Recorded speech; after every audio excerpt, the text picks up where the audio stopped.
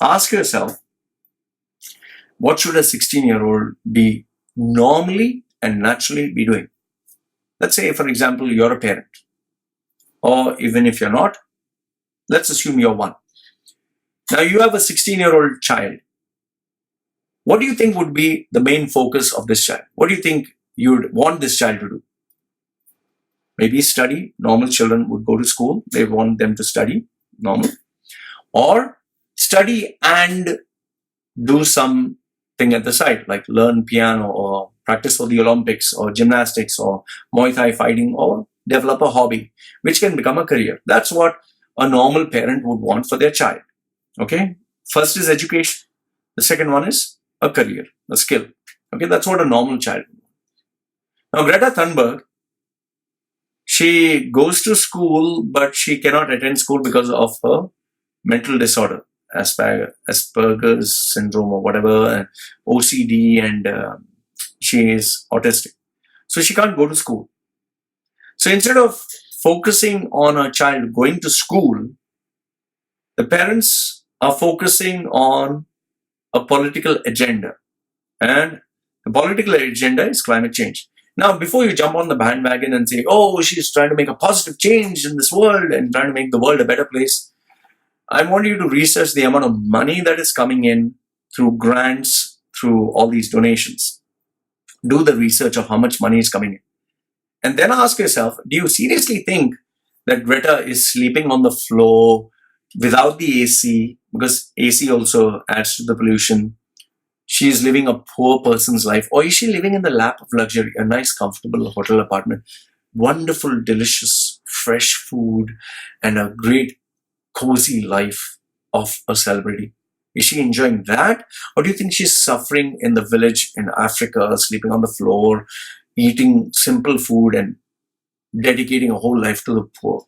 Which do you think is happening? So do that research. And last, if not the least, if all this you don't focus on, Greta Thunberg said that you've destroyed my childhood. You've taken my childhood from me, and how dare you? I come from India. Okay? I'm an Indian passport holder. And I've seen poverty. In fact, if you check my video, 2011, Loy Machedo Suicide, is where I was penniless on the streets of Mumbai. I'd gone to India to commit suicide. I've eaten from the dustbin, from the actual dustbin. Taken food that was from the hotel. It was a hotel. They were throwing food. Rich people, they can afford to not eat. They'll just throw it out. I took all this food as to save it, heat it, and eat it. So I've seen poverty. I've seen people who defecate on the streets because there's no toilet, shit and piss, and they sleep next to the sewage. I've seen that. Okay, I come from that kind of poverty. Now that is actual poverty. That is actual suffering. So, and I've seen even small children as young as 6 or 7. 6 or 7, huh? So small, no taller than my knee. They sell they sell newspapers, or they clean cars, or they repair people's shoes, or they work in construction sites. All this heavy, dangerous, life-threatening building material that's not good for the health. Okay? So if that kind of child said, you took away my childhood, fine. You're suffering. You're trying to compare this spoiled brat who's living on the lap of luxury, who is getting to sip a Starbucks or a latte, enjoy luxurious food, and you're calling that suffering?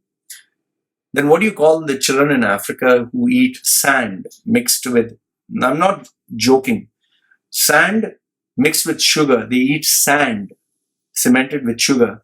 They eat that because there's no food. They work in construction sites. So who do you think is actually, whose childhood is robbed?